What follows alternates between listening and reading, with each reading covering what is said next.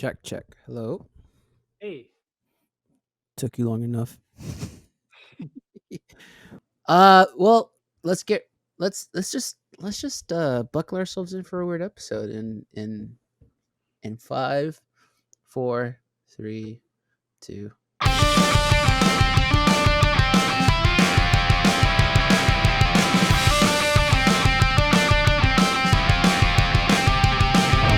Hey everybody, welcome to the first of hopefully many for this year of Speak Freely. We'll see what tomorrow brings. I am, of course, as always, one of your main co-hosts, Mr. Freely, along with Mr. Speak. Mr. Kuno Stars, how are you? uh, relatively okay. You Yeah. know, it's we're recording this on January 7th, which is Yes. Thursday. Yes. So it's been kind of a weird couple of days. That's an understatement. Yeah. The year started off hopeful, and then some crazy shit happened, and now Now it's we're like, in 2020 part 2. yeah, that's what it feels like, right? It's like Yeah. I keep looking at the camera, but I'm just gonna look at you. But it's like we were briefly talking about this before we started the episode, because originally we did have something planned to talk about today, but then like I think you and me are kind of on that same wavelength where it's like do we talk about that? Because it's like everything's so weird, like it's just a weird time. Little hostility.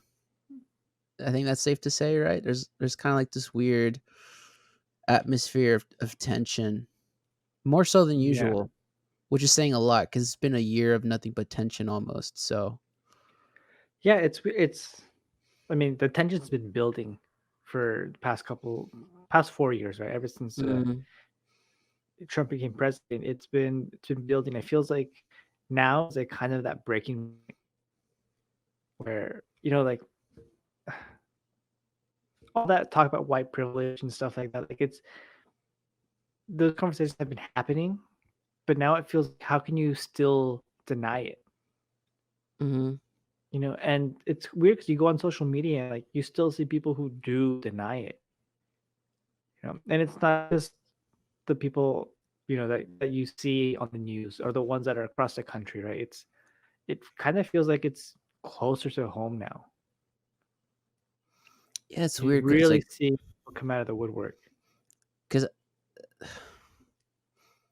it's so weird. It's just weird. It's like how do I approach this topic? Because I have family and friends who are like you know white, for lack of a better term, and And to some extent, I get their argument of like, I wish I had white privilege. I could just turn it on and be rich and do whatever the hell I want. And it's like, okay, I get where you're coming from because you personally in your life don't really quote unquote see it. It's not really a thing you can see. You know what I mean? And and if you've grown up with it all your life, it's not something you can really recognize either. Privilege in general. You know what I mean? So Mhm. it's like, I get why some people are still like, if I had white privilege, I wouldn't be living in this trailer and blah blah blah blah. And it's like, okay, I get it, but at the same time, like like the media has portrayed it. Like you can clearly see like what happened to young people and minorities in the summer compared to what happened to the people that invaded the Capitol yesterday. Like it's night and day. The images that you're getting, it's night and day.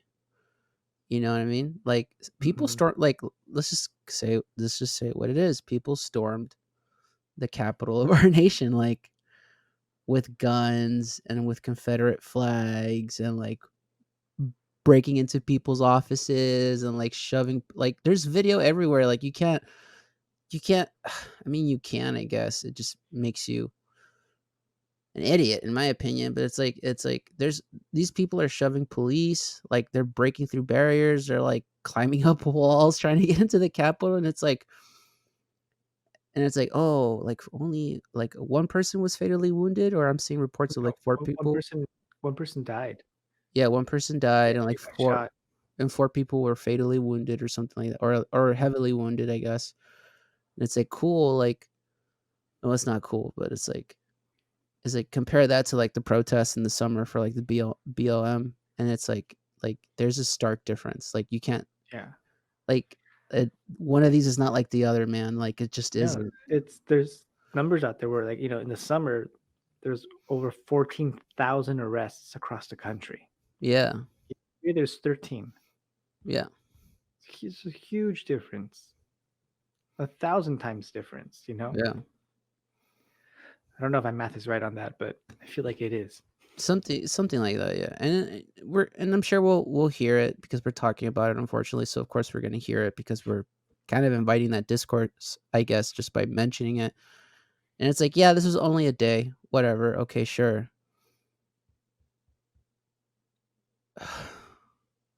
But still, man, like in that one day, yesterday, those people did so much more damage. You know what I mean? Like they almost overthrew our government in essence. You know what I mean? Like, thank God they did it. Thank God, like, the people inside the chamber had the wherewithal to be like, "Yo, let's bunker up. Let's make sure we protect the electoral votes and all this stuff." But it's like, man, it could have been so much worse. Like, it just, I don't know, man. It's weird. Like, trying to make sense of it all, and like, well, there's no sense to it, really. It's just a terrible thing happening. Bad people doing bad things. That's really it. But then it's like where do we go from here? Like are we finally gonna like listen and be like, yo, we gotta do something about this? Like we gotta fix our system, or is it just gonna get worse? And there's a part of me that's just like I feel like we're it's just gonna get worse. Like there's no resolve. People don't want to meet in the middle. There's always extreme reactions from both sides, and it's just more and more tension, more and more venom, and like not being able to have discourse, and like not being able to actually have a debate. It's just like I don't know. It's weird. I know I'm not making sense, and it might feel like I'm going around in circles because I kind of am in my own head. Yeah. But that's I feel like that's the feeling for a lot of people. Yeah, but yeah. Anyways, watching all that nonsense yesterday unfold, and then just it's just weird. Like everyone's feeling weird, and I get it. Some people, because I feel weird too. I'm like fuck. Like what does this mean for our future? Like do we have a future as a nation? Like because I have friends that I talk to, and they're like, you're like, dude, like some people really believe like I think civil war can break out. And at first I was like, that's going too far. But then after seeing yesterday, now I'm like, oh shit, maybe my friend's got a point. Like Yeah, we're not I, that far. we're not that far off, dude. Like that's crazy to think about. Like, uh, Yeah. I don't know. That's the thing. I just don't know. All I know is that what happened yesterday fucking sucks. It was stupid. It was unnecessary. It was a dumb, terrible thing. Regardless of allegedly who it was, right? Because I'm of the belief it's extreme Trump supporters, like the extreme gun-toting, flag-waving Trump supporters, right? And now supposedly there's evidence of like, oh, it was Antifa, like, which is also dumb. Like, so all those thousands of people were Antifa. Like, get the fuck out of here. Like, all of them, really? Like, it's just, ugh. Regardless of quote unquote who it was allegedly, it's still a terrible thing that happened. Like, it shouldn't have Yeah. happened. Period. Like, You there's know, no need I for that. I was and I was at work when I was, kind of scrolling through my phone like on my break when I started seeing these posts pop up, and it just like I couldn't make sense of it. Even now, like after work at home, put on some TV, try to like watch some news, and not even they could make sense of it. It's It's just just it's just nuts. it's Like nuts. like Yeah. like my mom was watching it all day on Univision, which is the Spanish network here, right? Hmm.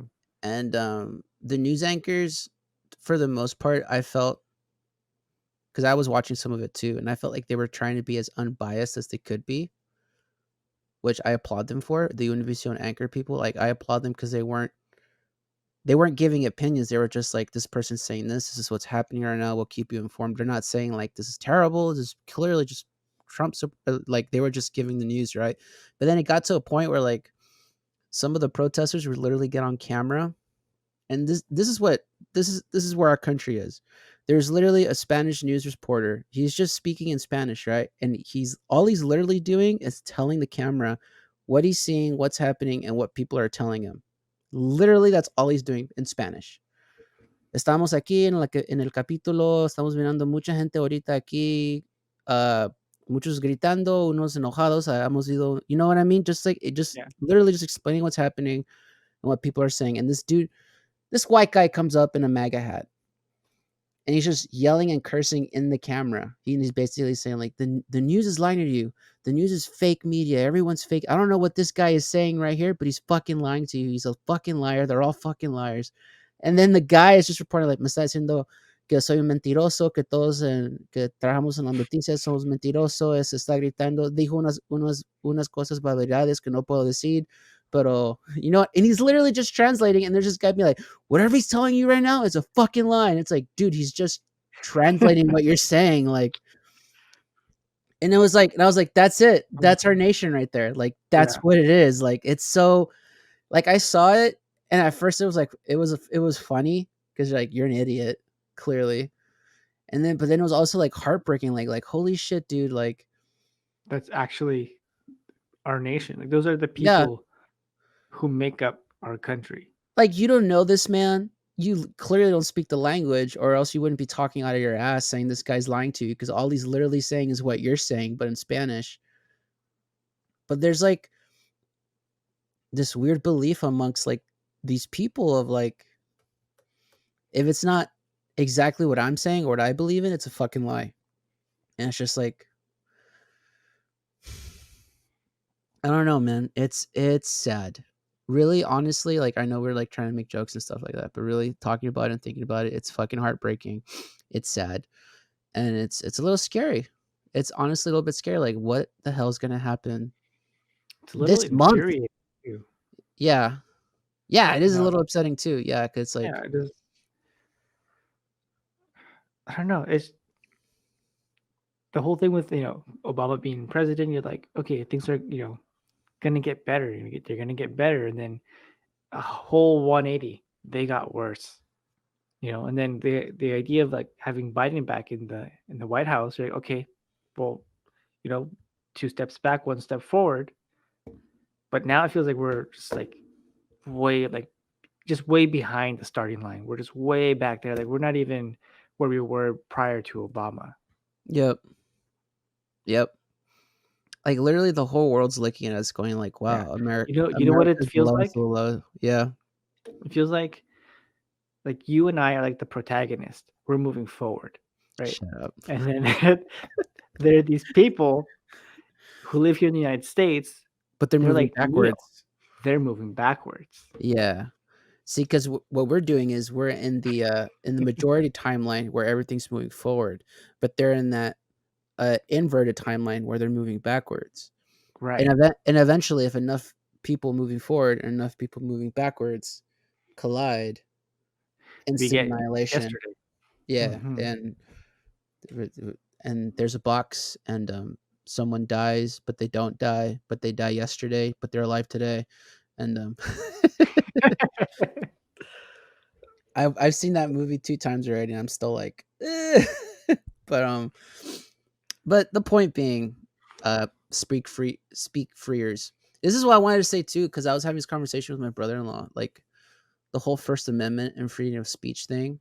Hmm. Like this is what's happening, and like the mass amount of misinformation and miseducation is one of the consequences of freedom of speech. Because like things go unchecked. And it's the reason why, like, the media, I personally, there's a lot of factors, obviously, right? But I place a lot of blame on media, like news media, social media, because of the spread of information and people being like, well, you can't stop it because it's freedom of speech. But it's like, but it's fucking lies and untrue rhetoric. Like, you know what I mean? It's Yeah. like you see it on Facebook all the time and like social media. Like you and I have experience with our parents being like, hey, mijo, I saw this article on Facebook about, it's like, mom, that's fucking bullshit. No, but it was on Facebook. And it's like, and it's the same thing like with these like extreme Trump supporters where it's like the like like on Anon, on QAnon, and on my Facebook, and I saw this article, and the vaccine is actually a fucking microchip to track you, and blah blah. It's like Yeah. this is what this is honestly like. I'm sorry, this is what happens when quote unquote freedom of speech goes unchecked. This is what happens, and now we have a sadly huge part of the population, bigger than I honestly would have anticipated, that's misinformed. They're uneducated, and makes them ignorant for sure, but also arrogant to the point of being, as we saw yesterday, violent, Yeah. because their worldviews have been challenged, and they can't accept that anything's different than what they've known their whole lives. Like social media and media in general has allowed people to live in this little bubble that they create for themselves, and anything that pierces through that bubble and like contaminates the area a little bit, all of a sudden it's like all bets are off. Like you got to fight to protect your little bubble, and it's just like that's not how the fucking world works, dude. You're gonna find a bunch of people, obviously, as we saw, that don't agree with the stuff that you agree with. But it's weird, man, how it's like, okay, you and I don't agree, I'm gonna fucking kill you. It's not like let's find out what we do agree on and find common ground. Like, no, you don't agree on this one thing I think about. Well, then you're my enemy, and I hate you. It's just like, wow, dude, like we're all human beings. Like we all bleed red at the end of the day. Like it's weird, man. It's just sad. It's not even weird anymore. It's just heartbreaking to see this is the world we live in Yeah. officially. And the rest of the world is just looking at us like, what the hell is going on? I have a couple of like friends who live like across the sea and like Europe and stuff like that. And they've been texting me like, dude, what the hell is wrong with your country? And I'm like, I'm on the same boat. I don't know what to tell you. But can I move to where you're at? Right. Ugh. Real quick, are you single and can I marry you just for citizenship? Right.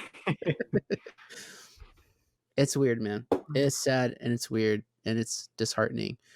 And that's why it's a weird start to our podcast. We apologize, but it is what it is. It's what's on our minds and everybody's minds. So if it felt inauthentic to not talk about it.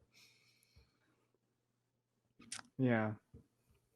Anything Do you else you'd feel a like little to add? better getting it off your chest? Do you feel a N- little bit better? Not really. Yeah. Not Yeah, which really. is weird because sometimes, like, saying things out loud helps you process things, Yeah. but this one in particular, I don't know if anything is gonna help us process, I like, don't think so. what is I th- going on. I think it's like, and I'll admit this might be a very very dumb comparison, but it almost feels like when 9/11 happened when we were kids and we couldn't quite process what it meant and what was going on. You know what I mean? And also Mhm. because we were young, like our balls were barely starting to drop when that happened. So it was like I was like, I don't get why is everyone crying? Why are my teachers so quiet? And now we're here as adults and like this terrible thing happened yesterday that yeah, it could have been worse. I'm not saying is at the same level of catastrophe as 9/11 is, but it's like that aftermath of like how do I make sense of this? And it's like you kind of can't because it's there is no real sense to it. It's like it's senseless. It's something that shouldn't have happened that unfortunately did. You know what I mean? Like I don't know if Yeah. I'm making sense. I don't know. No, I think you're pretty close to hitting it on the nail. Yeah, It's that kind of feeling of uncertainty, yeah, right? Like, you really don't know what's gonna happen. 'Cause yeah, it's really weird that the Congress, right, they kinda went back to business as usual. Like, immediately just went back to business and kind of didn't even really address it. yeah. There's a part of me that gets why, cause like I think they believe it's like as as as soon as we get the results out of what's gonna happen, period, regardless of what you believe is true or aren't true, as soon as the results come out, like we can start nipping this in the bud. And the result that came out was the election was fair. Joe Biden is the president elect, and he will be inaugurated. And essentially, no one. This is one of the good things that came out of them coming back together. No one objected to it. Like Hmm, originally, there was like obviously calls from the Republican side to be like senators have to reject the electoral votes and like object to the election of Joe Biden. Ultimately, everyone went. No one objects. Yeah, Put it through. I think the one guy from Pennsylvania objected. Yeah, that's right. What's his face? That pendejo. I forget his name. Who cares? He's Yeah. unimportant ultimately. Um, but I mean, I don't know how it works, but I guess it wasn't enough objections to not move forward with it. They were like, "Nope, too bad. We're moving forward." Yeah. And the fact too that it was like, like Mike Pence kind of led the charge of being like, "Let's just do this and get it over with. Let's not play with this anymore," which is like weird considering who Mike Pence is. But Yeah. I also get it's a political move. He's trying to save his political career to be like, "Look, I was with you at the end, right? Even though the last 4 years I was working against you, at the very end when it mattered, I was with you guys. So, hey, good for me." Yeah. It's ju it's just it's It's all just garbage, man. Yeah, it's all caca poo poo. Anyways, dear listener, we're sorry. But also we're not sorry. It's just like we were talking about this too. Like our podcast is about whatever we feel like talking about. And yeah, we want to talk about fun, goofy stuff and video games and comic books and music and movies, stuff we love. And like because me and Brian, obviously, since we were in high school, like that's how we bonded initially. Like, you like Mhm. wrestling? I like wrestling. You like punk rock music? I like punk rock music. Oh, best friends. Like, you know what I mean? Like, Yeah. but at the same time, like now that we're adults and we're no longer in high school, like like real world shit happens, and it's like we have to talk about it. It feels it, it's not in us to not talk about it. I feel like, I feel like it would be a disservice to ourselves if we didn't yeah, talk about it. yeah, I feel that too. Ignore the shirt. This used to be a band shirt. I just realized what it says. Nah, New order. I used to be in a band called Mm. New Order Big Let's Band. see. David lives in Texas. Wearing a shirt that says New Order. Hmm. Here, I can fix it with. Does that make it better or worse? Putting that iPhone Worse. there. Now you're just wearing your iPhone on your heart. Shut up! You switched too. Let's talk I about did that. switch. Okay. Is there anything else you want to add before we switch? No. I want you No, sure? no. Yeah, there's nothing else to add. It's just it is what it is, and we'll see what happens moving forward, Yeah. right? All right, I do want to talk about this because this is Okay. a complete 180. So, okay, this used to be my phone, right? This beautiful Samsung Galaxy S9 Plus. I recently switched providers, Verizon. God bless you. Now I have reception everywhere I go, and I got this guy, the iPhone 12 Pro Max, and Brian's iPhone. judging me, but he Mhm. switched before me a long time ago, so he was the trader Shit. first. Yes, So I have been Android user for the longest time. Got a lot of shit from my family, friends too, but mostly family, right? So we'd it's be in a always group text. family. Yeah, it'd be a group text and be like a green bubble, like, man, you're the only one with a green bubble. You make it worse for all of us. Blah blah blah. Right? Yeah. Um, I just like on a whim was I went into T-Mobile and switched over to the iPhone, and it has been hell trying to get used to it. Oh, a month in, and I was like, I hate it. I can't. I went back to T-Mobile. Said, I don't want this. Like, give me what you got. Anything else will do. He said, nope. It's been over 2 weeks. You got to keep it. It's yours now, It's stupid. And yours. you're like, fuck. Fuck. uh, but That's you've how had it they for what, like a week now? I've had it for since Sunday, officially. So I used to be with AT&T for the longest time. And and I just never had good reception anywhere I went here where I live in Houston. And I finally got to the point where I was just kind of fed up with it. So me and my sister, we got on our own plan, and it was a decent plan. And we were like, let's see if we can get somewhere more decent and with better reception. So we were talking about it for the longest time. Of course, my sister got married, so we're like, all right, we'll do you, your husband, and me in a plan. Let's see if we can't get like a good deal with the three of us together on one. So we started shopping around. Of course, we went to AT&T first because us being the loyalists that we are, and verbatim, they literally told us, "This is we can't do anything better for you. Just stick on this plan." And we're like, "Okay." Like verbatim, we walked into an AT&T store, right? Shopped online, walked into an AT&T store, asked us, "Can you do anything better than this?" And they were like, "No." So we go to Verizon, and Verizon, the first thing they tell us is like, "You're with AT&T?" And we were like, "Yeah." And they're like, "AT&T doesn't work in this area." So yeah, and then he immediately said, "I bet you get a lot of dropped calls." And I was like, "Holy shit, that's been my life the last 12 years." Like dropped calls, text messages that don't go through. They're like, "Yeah, AT&T doesn't work in this area." And I was like, those fucking assholes never told us that." So we started talking to the guy, and he immediately is like, long short of it, for the three of us and the plans and all the discount, we were essentially gonna pay out for me, for example, I was gonna pay about $7 less than what I pay for AT&T with the inclusion of paying for a phone. So I already paid off my Samsung. So I was just paying for the phone line with AT&T, which I'll let everyone know. The phone line was like $78 a month. Just my phone line with data. I wasn't even paying for a phone anymore. I Wait, go to 78 Verizon. for just your part of it. Yep. Whoa.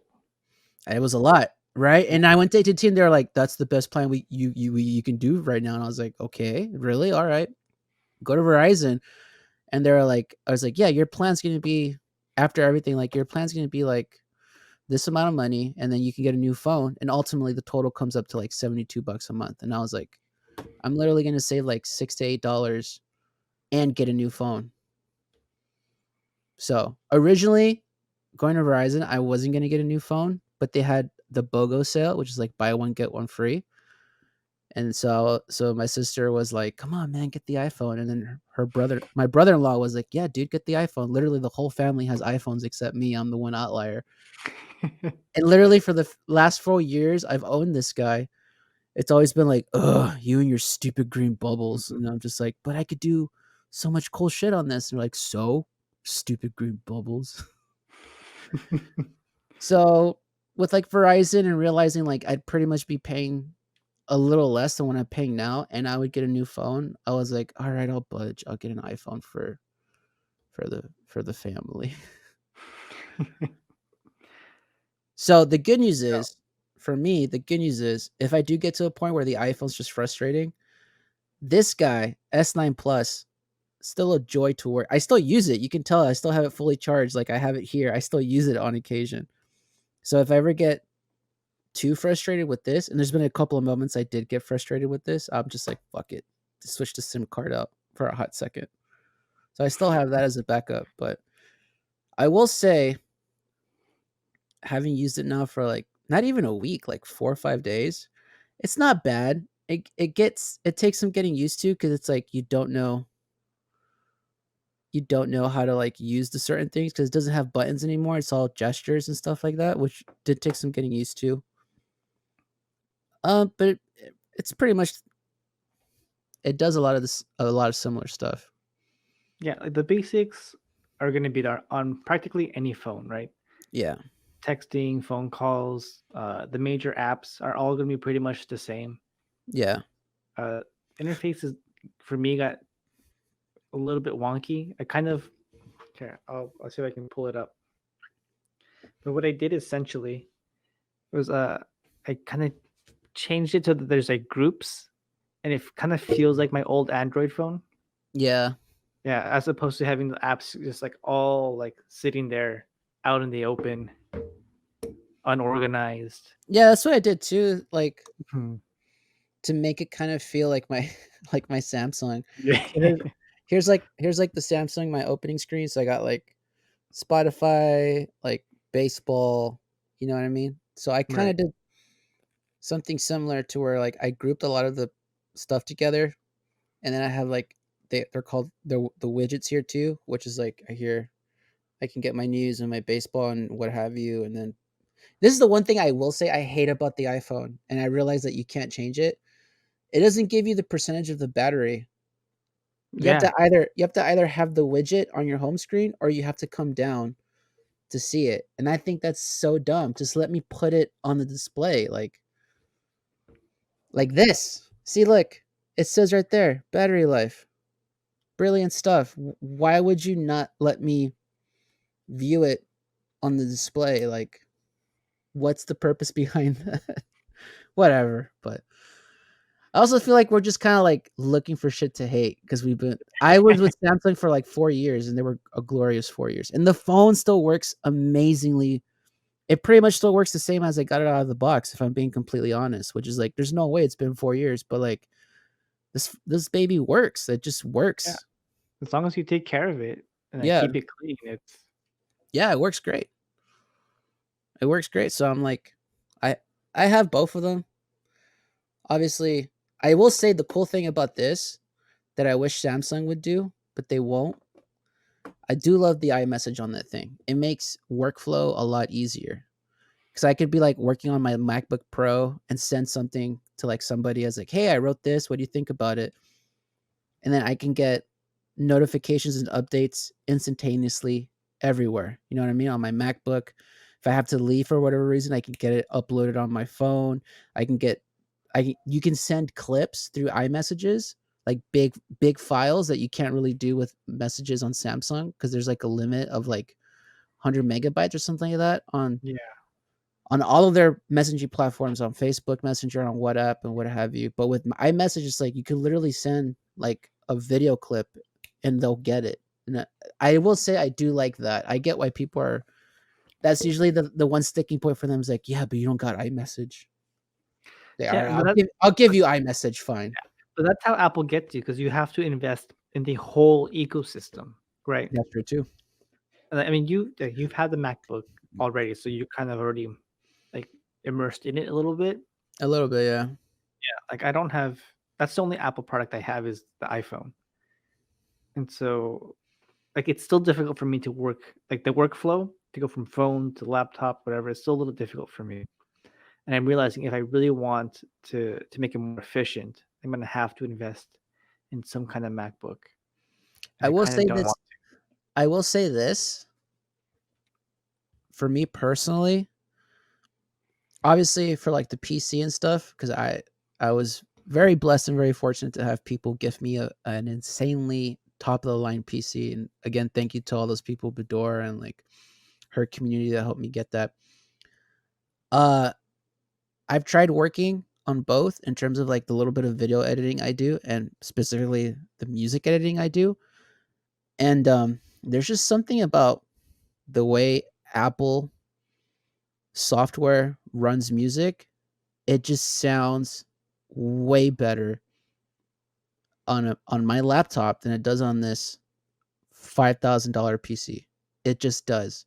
And I'm using the same plugins, the same instruments, and I can't for the life of me figure out why it doesn't sound as good as it does when I'm using the laptop. That's just the bottom line. I'm sure there's people out there that can maybe explain it to me, like, it's because you're not. All right, whatever. Yeah, maybe I need to optimize settings, but the point is on MacBook, I didn't have to do that. It just ran smoothly. You know what I mean? yeah. Like to this day, I still there's still a couple of times I'll try to work like on Ableton here on my PC for any music nerds out there. And it's like and it's still like, how do I get sound to come out of here? Like, why doesn't it? How do I adjust the setting? And it's like, and I'll run the exact same program, the exact same plugins, the exact same literal guitars and instruments I'm using on the laptop. And it's literally night and day for me. It's like, what the hell? Why does it sound so much better and clearer here with with minimal settings compared to like on the PC where it's like I've been fidgeting for days trying to get it to sound relatively okay. You know what I mean? So I will say that for the most part, the workflow for music editing, it's a lot better on Mac. I will say that. It's a lot more convenient too. And I also do like, I will say this too as a musician, I like that I have GarageBand. Then I could start writing a demo and I could just easily move that demo into Logic and make it into a full-fledged production piece. Whereas like with Samsung, I can't do that. I just Mhm. can't. There's no programs that allow for actually writing music.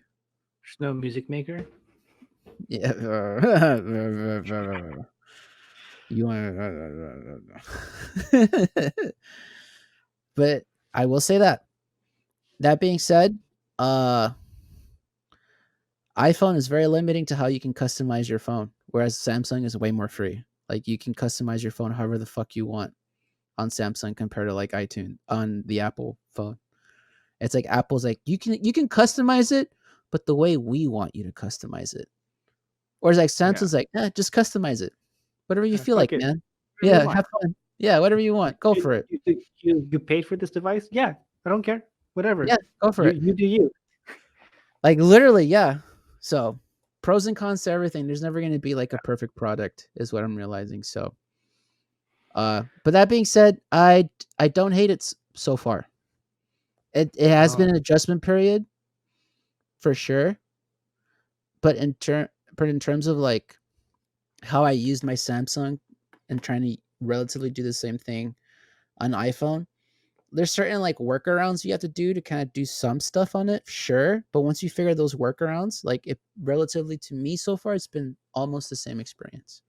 Almost, not quite, but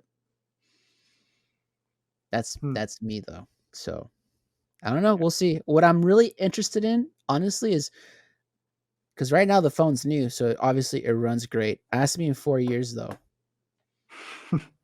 because that was the main reason I switched from iPhone to Samsung because I had to literally get a new phone every 2 years because like the phone wouldn't last me like a few hours a day.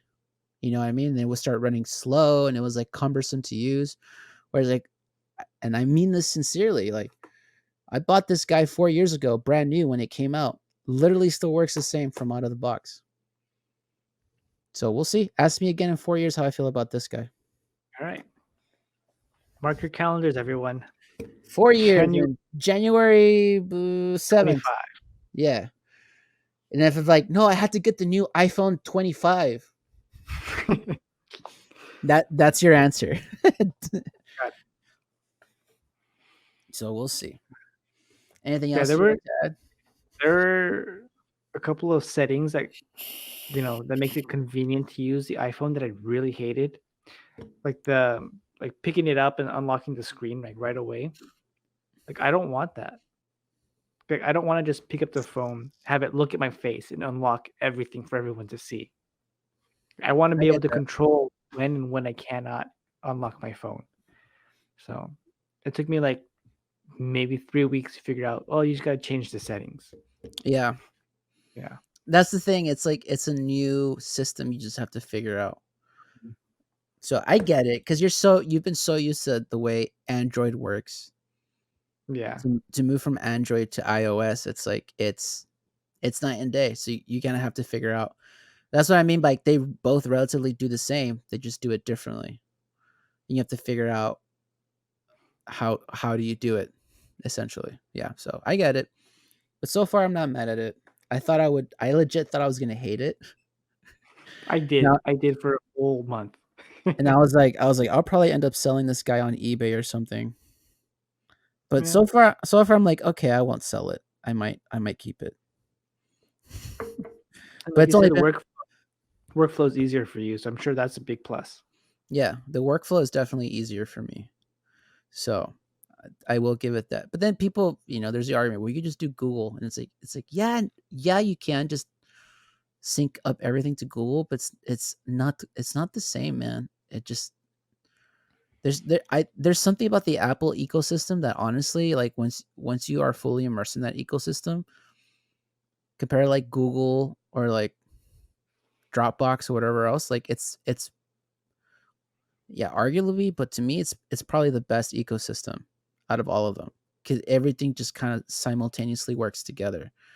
And that's one of the honestly, it's one of the good things about Apple. Now, is it limiting? Of course, but in terms of like workflow, it just nothing runs as smoothly as that Apple ecosystem with the iCloud and all that shit.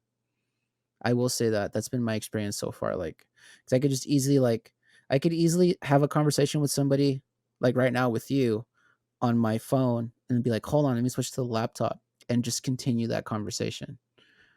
Whereas like with Samsung, I can't really do that. I have to like Like, let's take this conversation to Facebook. Let's take this conversation to Google. You know what I mean? Like, Oh, yeah, I've had those conversations. Yeah, so yeah. So there you go. things to think about.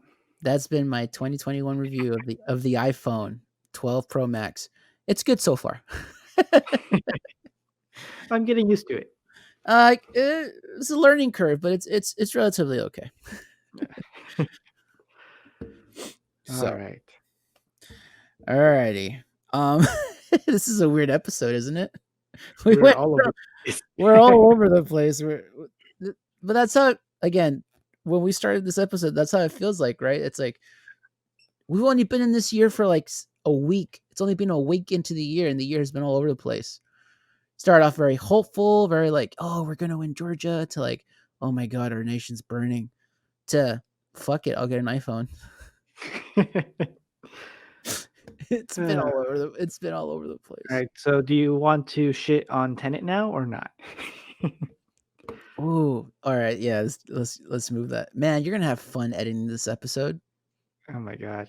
Unless you don't I edit it, you're just like, I'll just leave it. Yeah. Fuck it. here it is, Take it off. here it is in all its unorganized glory. Welcome to 2021. That's what we do, Yeah. man. We're jazzing it up. You know, we're just a couple of souls jazzing it. We're jazzing it, baby. That's jazz, right? Yeah. So that soul I reference. I would, yeah, you got it. So Tenet. So Yes. here's a little backstory. All right, here's a behind the scenes, not just the backstory. I visited California for Thanksgiving break. Hmm. Uh, Everyone was safe, and I got to visit Brian during that visit, and we had a lot of fun. We shot a couple of episodes that we're never gonna air because they're Dude, honestly not good. bad quality. Yeah, we looked at it and we were like trying to fix it, and we're like, I don't think there's any fixing this. And I was like, no, there isn't. You just want to trash it? Yep. Yeah. So, Yeah. essentially, it was a. I don't want to say what it was because I feel like we're gonna try to do it again, but in a different format. Because I still Mm. think it's a good idea, so I won't say what it is yet. Just know that it was not good. I think what it came down to is our inexperience of like doing That's things away from sitting down, right? yeah, and that was it too. Because it was also like, and you know me in my introverted nature. I was meeting your girlfriend for the first time, and it's like Mhm. it wasn't just us, just you and me. You know what I mean? Like it was all of us, and then we're trying to be on for our show, and like we both immediately like we this is weird, and we were very quiet. Just a lot of moments of just you hearing us doing the thing we were doing and not actually talking to each other and bantering. It was just like, am I doing this okay? Yeah, okay. 5 minutes of silence. So yeah. Anyways, the point is, one of the original ideas we had is we wanted to go see Tenet at a drive-in, but Mm. none of the drive-ins were showing it at that point while I was there, and it hadn't come out yet on disc and Vudu. So we originally wanted to review that movie, and we couldn't, and now we've both seen it on our own time. So now we're gonna give you a review of Christopher Nolan's Tenet. And Yes. I'm gonna let Brian start off. Just a quick review of like how you feel and stuff like that, and then we'll get into the spoiler aspects of it. So no spoilers right now, just like initial thoughts and stuff like that, and then we'll get into heavy spoilers, but no spoilers yet. Fair? Yeah. When In case so uh Tenet, when did it come out? allegedly it was supposed to come out this year in August, I think. Obviously that didn't happen. It came out October. August 12th, 2020. Yeah. So uh I went to a theater to go see this. Legit? Like an actual Okay. sit down theater? Yeah, like I found so Brave it's still. August. It's kind of like things are opening up in Orange County, and it's still kind of weird. But I found a pretty small movie theater. Um, I went Saturday, so August 13th, I guess. I found a very small movie theater in Yorba Linda. Um, I went to go check it out. It looked very clean. Everyone's like on top of all the procedures. I went into the theater. It's like three people. Like, okay, I don't feel too like I don't feel unsafe. Three Yeah. people spread out, in a like 200 seat auditorium. Like it was fine. But man, watching this movie with no subtitles, oh god, like it Oh, I will was. say that. I will say that. I had the It was an luxury of having subtitles when I first saw Yeah, it, no, so it was an experience. It was cool to see all the action, like, in a movie theater with the, surround sound and everything, the way that Christopher Nolan wanted you to see it. Um, but I didn't understand anything. Like, I did my best to follow, and I'm just like, "No, this kinda confirms, like, I am out on Christopher Nolan." I know we did a whole episode on Christopher Nolan, our top 3 movies, but this is, like, the most Christopher Nolan movie ever, where he's just like, I don't know, he's full of himself, I think. He's like, "I'm so smart. Look at me. I'm doing the things that I do. And I don't give a fuck if no one understands who I am." And I just I don't think I'm gonna watch his next movie. I think you will. Probably I'll probably cave in. I think in 2 to 3 years from now when he comes up with another one, you're gonna be like, "Ah, damn it. Gotta watch it because people are gonna talk Might, about it." yeah. Um, But oh boy. yeah, I remember specifically telling my girlfriend, "I don't wanna tell David that I saw this because 1, he might be jealous, and then 2." Not really. I mean, like, I had the option of going to the theater too. I just didn't want to because, again, yeah, you're in Orange County, but you're also in California, so I'm sure they have been a little bit more strict about their precautions and stuff out there. I'm in Texas, where it's very lax compared to what I experienced over there. So I was like, yeah, I don't trust these people to Mm, like. There's still people that don't know how to wear a mask. Like they wear it up to here like this. You know what I mean? Like yeah, these dumb assholes. It's not coming out of their nose. Like that defeats the purpose of a mask, you fucking moron. So I was like, I'm not going to the theater. So I waited until it was released on home video, and I bought it in 4K, and it looks nice. great. The movie's a visual feast of the eyes for sure. I have the complete opposite effect of what you experienced. I was very enthralled with the movie. That being said, I did know it was Christopher Nolan, and if The Dark Knight Rises taught me anything, it's that sound effects and music are way louder than dialogue in his Yeah, films. So I was immediately like, "Yep, subtitles." Boop. So I understood everything in terms of mm, what they were saying. Um, it is a very heady concept. Uh, I did like the movie first viewing, and I think I liked it a little bit more my second viewing. So I watched it mm. twice. That being said, the second time I watched it was with friends, not with family. And when we started talking about it, we kind of talked ourselves into like plot holes of the film. Like, how would this happen if that, but if the concept of time travel, but wait, what if, but, fuck it, it's a movie, who cares? Like, it's ultimately like where we Mhm, ended up. It's a water cooler movie. You know what I mean? Like, it's fun to look at. It's, it is a little bit, what's the word? It is a little bit full of itself. I will say that. Like it's a little bloated sometimes. It's like and it's pure concept. It's concept the movie. Cuz like they don't even bother to give the protagonist a name. He's literally called the protagonist in the film and he's even credited as the protagonist. Like I get why he did it. He's trying to be like kind of heady and meta about it because the movie itself is also kind of heady and meta.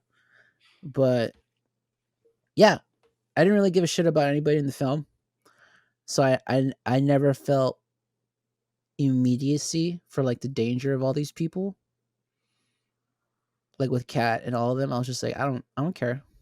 I don't care. Just when I get to the cool parts of like moving backwards through time and like explosions become ice and buildings getting blown up in reverse and forward don't move, and it's like, you know what I mean? I was just enthralled with the concept and the action and the spectacle of it all.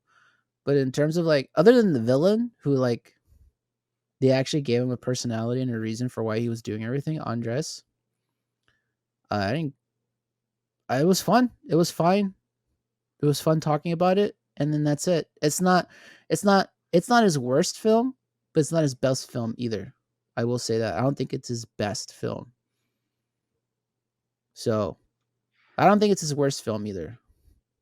No, I don't think it's his worst film, but it's no, it might be. I bottom three, I think for me. Bottom 3? Um, I think so. I'd have to really stand and think about it, but it's not that high. It's like for it's as low as like stellar for me. I couldn't. What I will say though is because you're talking about how like it's a spectacle to see, and in that sense, it's kind of like a Zack Snyder film, where like what Zack Snyder does is like he does a really good job with like visuals and Mhm. explosives, and like he shows you what film can look like. But in the same sense, like his stories are kind of shit. And in Tenet, I think Christopher Nolan's story is kind of shit. Like he's showing you really cool things and he's getting really technical, and like he's making his actors do things that are like incomprehensible. And that's awesome. But if I don't know, like who are you doing this for? You know, are you doing it for yourself? Because if you are, great. Like you're doing an awesome job. If you're doing it for the audience, you're not doing great. Like it's you have a really bad professor in college, can't explain what he's supposed to explain to you. You kind of feel lost, right? You feel like, what the hell am I like? I'm paying for this experience. Like I don't get it. Why am I here? And that's how I felt during Tenet. It's like he has, yeah, a really great concept, but if you can't explain it to the audience, what's the point? You gotta watch it more than once, man. Bro, you're gonna get so much more out of the second viewing, bro. I thought about it. Like like fr- from what I've heard, watching it like the second and third time, you start understanding more, and you kind of get what he's trying to do with the film. And I haven't had the time to like sit down and watch a 4 hour film. You know? I get that. And there's something to be said about like not wanting to watch a film more than once. You know what I mean? But it also depends what you were expecting out of the film.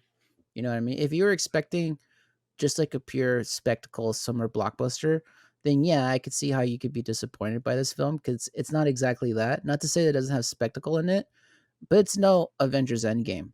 You know what I mean? Where it's just No Fast and Furious movie.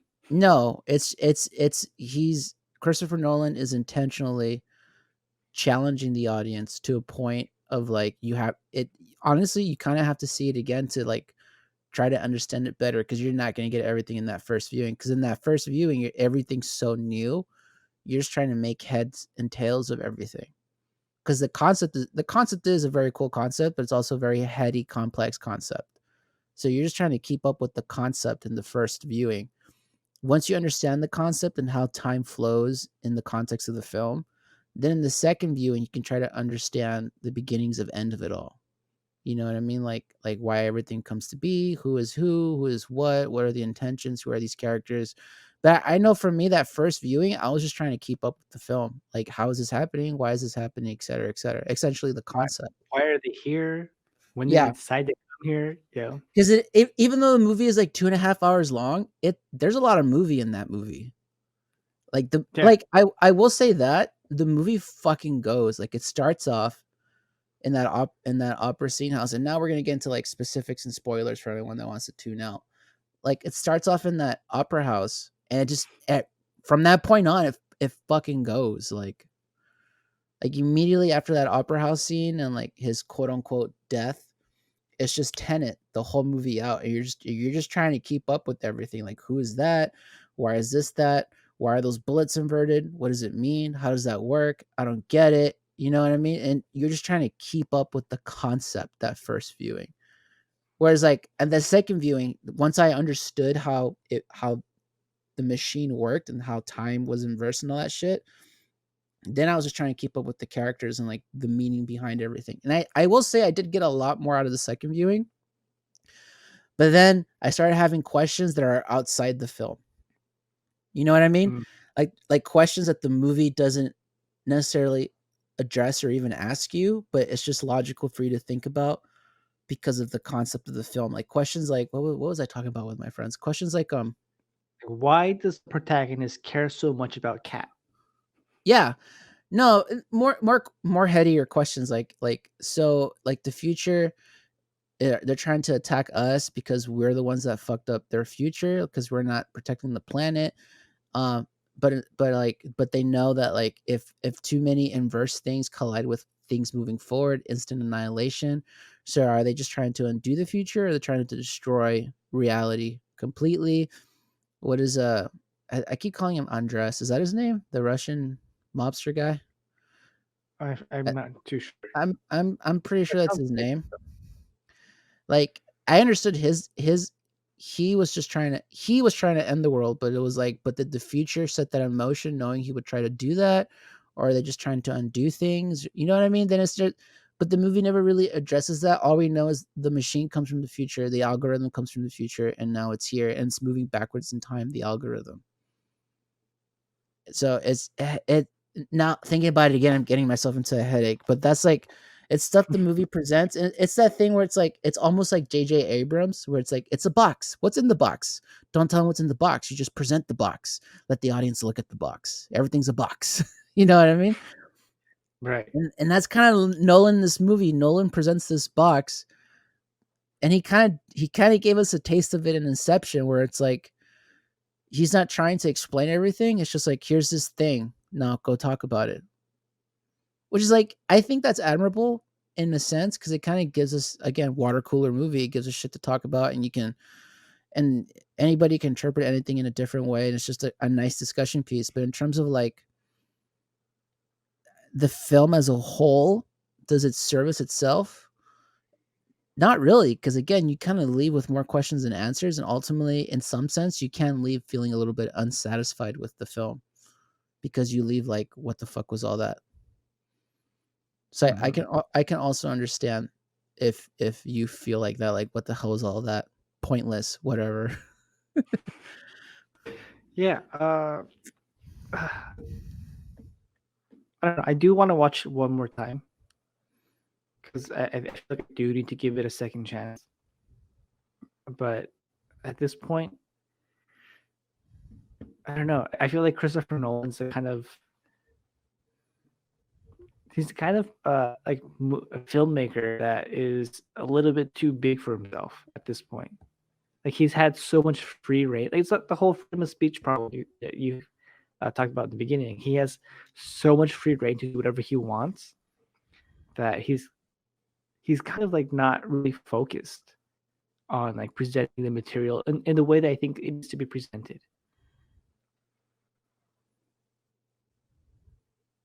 I don't know if I I'm don't know. making sense. No, you're making sense. I don't know if I agree. Mm. I don't know. Like, I just want an executive to tell him, "Hey, I don't understand what you're doing. Can you explain it to me better?" And then put that explanation into the film. I yeah, I guess that's true in a sense, but also at the same time, like using the argument of Dunkirk and how Dunkirk plays around with time because there's three timelines in that film. One's like a week before, one's like a day before, and one's like an hour before. You know what I mean? You remember?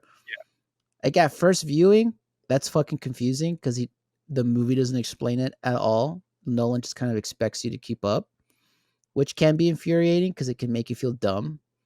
But then watching it a second and third time and understanding what it means when he's like Dunkirk 1 week, the sea 1 day, the sky 1 hour. You understand like, oh, this is an hour before everything collides, because everything kind of comes into like a focal point at the end of that film, right? Which is essentially save the soldiers from the beach. Mhm. But in that first viewing, yeah, it's maddening and confusing as hell because he doesn't tell you that. It's just a subtitle. You're like, what does that subtitle mean? An hour? What the fuck? You know what I mean? And then it's like second or third viewing, you're like, oh, this takes place a week prior to the end. This takes place. So I can understand that, like, yeah, where it's like Okay, he so doesn't. but here's my argument, right? Is Yeah, in Dunkirk, it doesn't really matter. Like, you don't necessarily need to understand all of the time differences to enjoy the movie. Like, you still kinda understand things are moving more or less in a linear fashion where you can follow the story. You can in the biggest difference is you get invested in the characters, right? So you kind of like you're rooting for certain like things to happen. Whereas in Tenet, like you do need to understand what's going on to enjoy the film, and he doesn't do a good job of explaining things to you. Um, and it's, at the same time, you don't get invested in the character, so now you're just sitting there with your thoughts, thinking like, I don't understand this. I don't care about this person. I don't care about that person. I'm not having a good time. which is fair. Which is a Yeah, fair. It's fair, and I will admit too. Like, it also depends what you're looking for in that film and your mindset. Because I've been very vocal about this. The first time I watched Dunkirk in the theater, I hated it.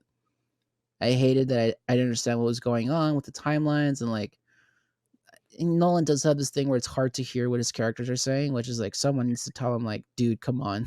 Like, I will say that. Like, yeah, the music's great. Hans Zimmer's score is amazing, but it's a movie, man. We're not here to watch a concert. We're here to watch a movie. We need to be able to hear the dialogue. So I can understand how like because Tenet doesn't have exposition in a typical sense, it can be very frustrating to be like, what the fuck is going on? Because literally for like the first hour and a half of that film, I was in that boat where I was like, what the hell is going on? But I was in a mood to figure it out. You know, I knew I was going into a puzzle of a film and I was looking forward to said puzzle. Does that make sense? Like yeah. I knew based on reviews and people I follow and critics and what have you, and personal friends as well, or I was like, it's a puzzle film. Like, I'm not gonna get the whole puzzle right away, and I have to make sure I'm paying attention and keeping up with it. But that to me at that moment was fun. But at the same time, like I have that opposite experience with Dunkirk, which is it has a little bit of a puzzle in it, not as big and elaborate as a puzzle, I'll agree. But it did have a little bit of a puzzle of like the timelines and shit like that, and I wasn't in the mood at all, and I hated it. So I would say honestly, I think you do owe it to that film to watch it a second time. And if at that second time you hate it more, then yeah, you just don't like the film, and that's fine. But I do think maybe sometimes some movies on a second viewing change. Not all, but a lot tend to change. Some of them are like wine; it gets better with age. So, Hmm. but at the same time, I could also understand like it's just not for you, which is also it's also fine. I'm not saying you're Yeah. wrong. I'm just saying I don't agree, and that's okay. No, fuck So that. I You're am dead to me. I hate your guts. Roar.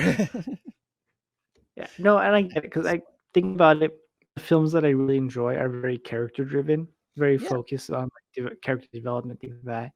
This one doesn't have any of it, right? And so I don't know, maybe going into it a second viewing, understanding that I'm not looking to get invested in these characters might help me enjoy it a little bit more. So we'll see. That again, that's fair because that's just Hmm. preference, personal choice. And yeah, I'll admit this movie. I'll say that too. I don't care about any of the characters. I'm just there for the spectacle and the concept. And you can't. It's gonna be hard for anyone to tell me that the characters they're like even our protagonist is a trope. He's just special agent good guy trying to do the right thing. That's just like Yeah. there's nothing else compelling about him. You know what I mean? So, but I that the whole point the movie's not a character piece. It's a concept piece.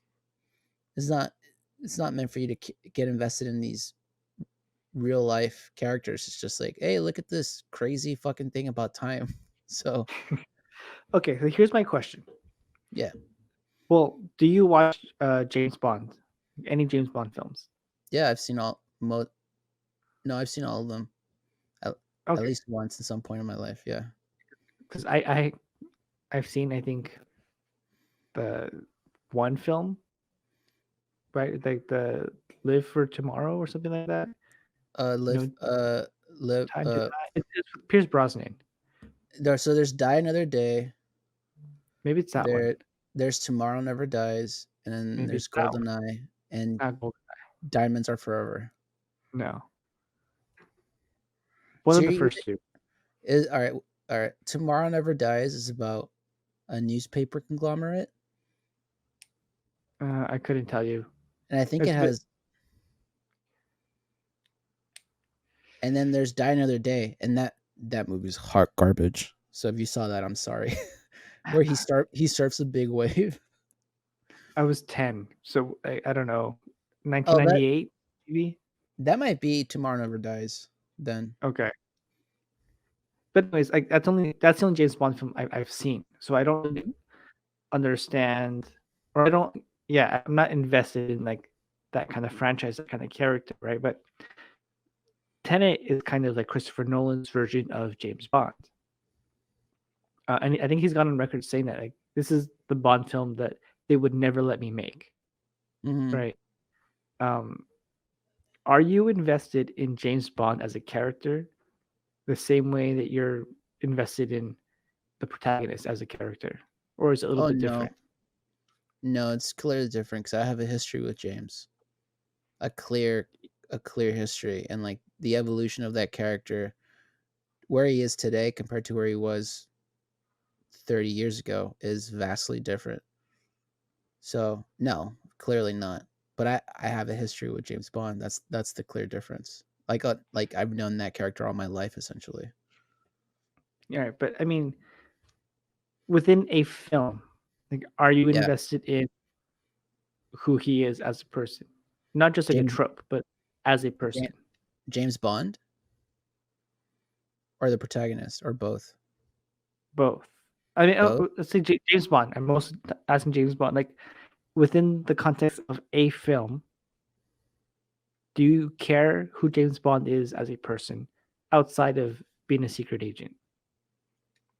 Yeah, I do. Hmm. Compared to like the protagonist who I didn't care for at all. Right. Not to say that the actor wasn't great. Like I thought he did his job well. I just as a character, I just like there's nothing to you're just doing your job, which is like okay, that's admirable, but there's nothing there for me to really care about or grab onto. Mhm. So, but again, and that's what I mean though, because like James Bond as a character has evolved a lot.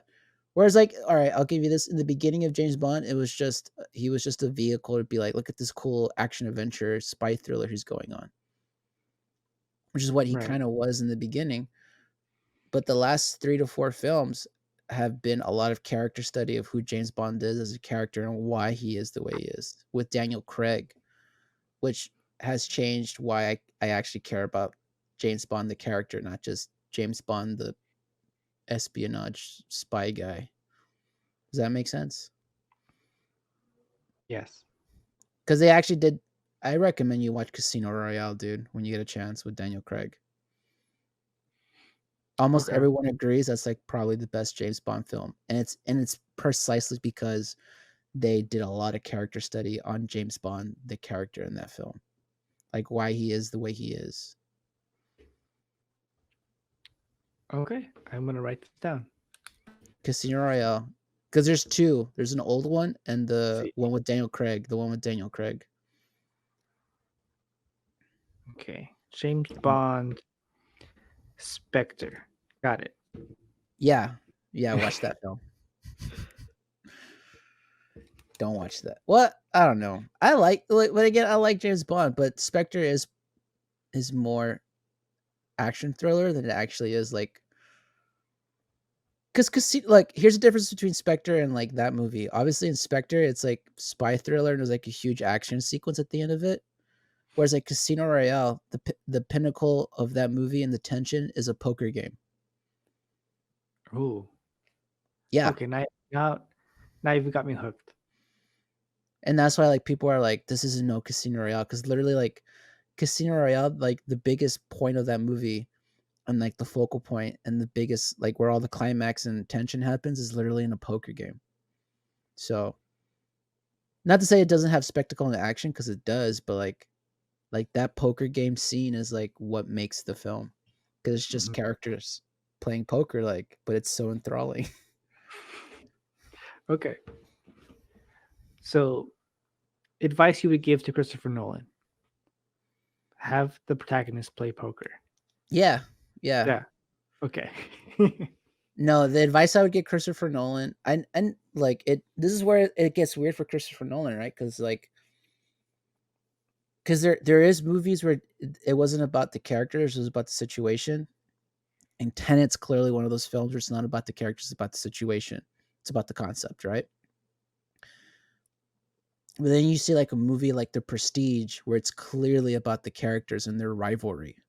Or Mhm. you see a movie about Interstellar, which I would argue is kind of both. Like you kind of care about Matthew McConaughey's character and like they're trying to save the human race, but it's also about the spectacle of space travel and how time works differently out there.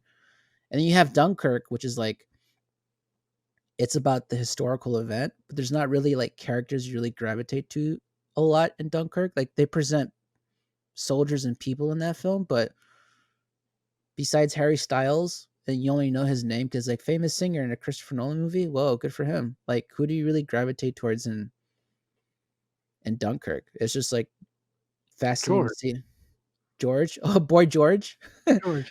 because he dies, Yeah. and he's the one guy that gets a name. George. Who else is like gets a name I have no besides idea. exactly besides George? That's the thing too. Like his last couple of films have been purely like heady concepts, or like it's been about either like a situation or a concept. Whereas like his earlier stuff was kind of character study, like The Prestige and like But Memento. It Memento's also follows, situation driven, though. but it's a situation driven by the character because we follow him That's and we true. follow him and who he is as a person and how he morphs his situation to fit his persona in Memento. Because at the end of the day, like he knows what he's doing is wrong, but he's like, fuck it, I'll forget about it. This is the only thing that gives my life meaning, so I'm gonna keep doing it. Like he just keeps finding a new villain to hate. You know Hmm. what I mean? So it's like it's the character, but it's also a character driving the situation. Same thing with like The Prestige, the two musicians driving the situation to an ultimate climax. It follows with that guy like trying to pretend who he's not and blah blah blah blah. You know what I mean? Like his early work was very like character driven, and Which now I tend to like more. yeah. Yeah. Even like Batman Begins and like The Dark Knight, where it's like Batman Begins is clear about the personality and dichotomy of Bruce Wayne as Batman. And then The Dark Knight is clearly the character study of who the Joker is. But then The Dark Knight Rises, I feel like the reason people don't like that film as much is like, yeah, there's Bane, but you don't really follow him. He's just there to wreak havoc. It's about like the situation in Gotham. And that's just like that's weird because that's where like that turning point from Nolan of like character study to like concept study. Does that make sense? Like, Yeah. and I feel like that's the reason why people don't like The Dark Knight Rises as much, because it doesn't really study a character, like because Batman is who he is, and then Bane is who he is, like, and then it's just this, If stuff happens. yeah. And then after that, we get like Dunkirk and like Interstellar and Tenet, even Inception. You kind of care about the characters in that. You mostly care about Leo's character in it, Dom. But other than that, everyone else is just kind of like there to serve the situation. So and yeah, I can see like you being like, I love character studies. Like, yeah, the Nolan films probably won't be for you moving forward if this is the way Nolan's gonna make movies, because he's not really a character study guy. He's a high concept guy. He likes putting high concepts on film, but in order to put it on film, you need characters. You know what I mean? Yeah. So I get it. I think that's fair. I think it's fair, and I would also admit too, like, yeah, the last few films you've done have been fun and great to talk about and to look at, but in terms of like characters, can't like I called him Matthew McConaughey. I don't know what he's called in the movie. You know what I mean? Except Matthew Mc Murph, because again, it's like the one name you hear over and over again. Come on, Murph. Don't do this to me, Marv. And then George, George, check on George. George, get the Is canister, George George. Is George okay? Because you just hear his name a lot, so that's why like it's okay? it's just you know what I mean. Like it's not because you care for him as a character. Like oh, they say his name over and over again for whatever reason. Okay, so yeah, that's a review. Anything else to add? No, not really. I don't think I just want to make it clear. I don't think you're wrong in not liking it. I think it's fair why you don't like it. I I get it. I just personally don't agree. Is that okay to say? I mean, what America do we live in? You're right. You're wrong. Why are we friends? Friendship over. Podcast over. End it. Yeah, I get it. And I kind of understand like why you like the certain things that you like about the film. Yeah, And I don't disagree. Like it is a spectacle to see. I just don't agree that it's a good film, it's a good film. But we'll see. I don't. Once I which watch it a second time. I get because it doesn't fit. It doesn't fit, and this is the beauty of art in general. Like we all have our own personal criteria to what something is good for us. We can't always explain it, but there's certain things that we know automatically. If it has this, this, and this, it's going to be a great film for me.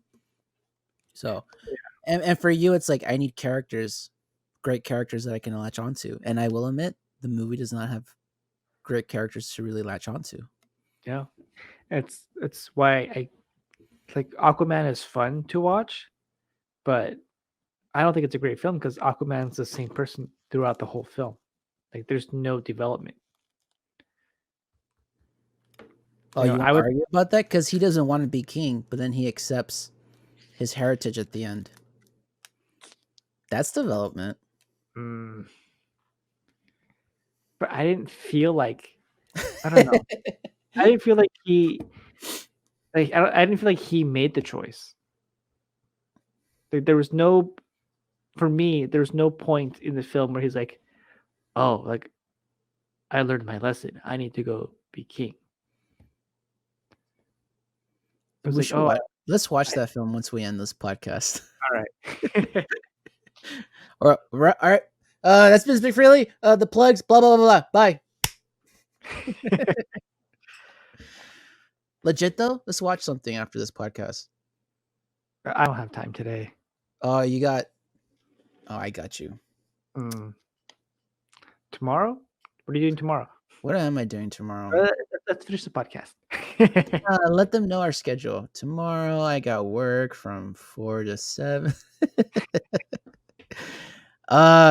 Well, anything else to add for Tenet? No, just I didn't get it the first time, but I will Fair. give it a second chance. Also, very fair of you. Very, very fair. How The about you?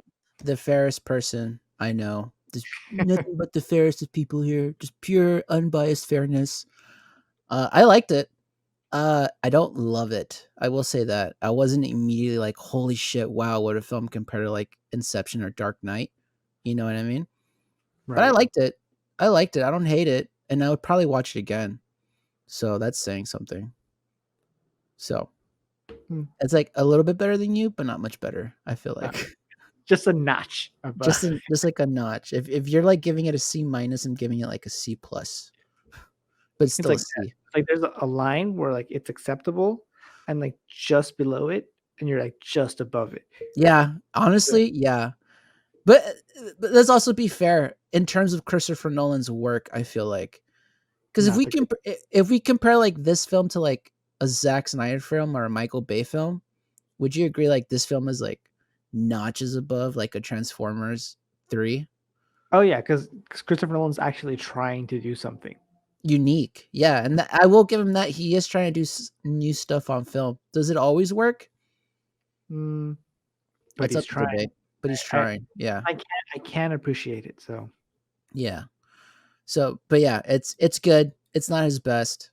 It might be low 3 for me as well. I have to really think about it. Despite me being more positive on it than you, I would say it's probably bottom 3 of Nolan films. original screenplay directed Nolan films. Okay, I think what was like my lowest movie? Did I give it to It Follows? The Following? I don't think we did, Oh, a The full Following. I keep calling it It Follows. That's another movie. That's my I don't think bad. I don't think we did a full ranking, we just did top 3. Well, I probably put it down there with like Following and what else would I put down there? Because I like all the other ones, man. I love Prestige. I love Dark. I might put Dark Knight Rises down there too. Yeah, like, for me, like, Interstellar, Tenet, Dark Knight Rises, that's probably my bottom 3. I don't know in what order, but I would put those 3 at the bottom.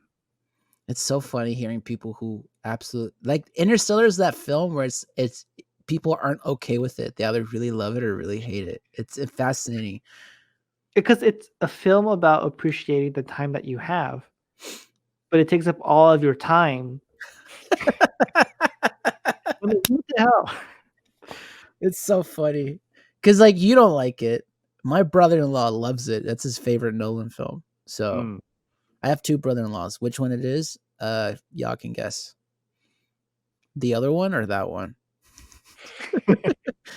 Anyways, yeah, let's end the episode because we just been bantering now. Plugins, where can they find you, David? They can find me like where it says right there on that little title.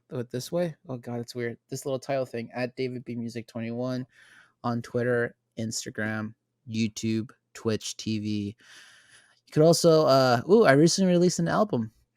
Uh Oh. Oh, we didn't even talk about the album. yeah, fuck it. Who cares?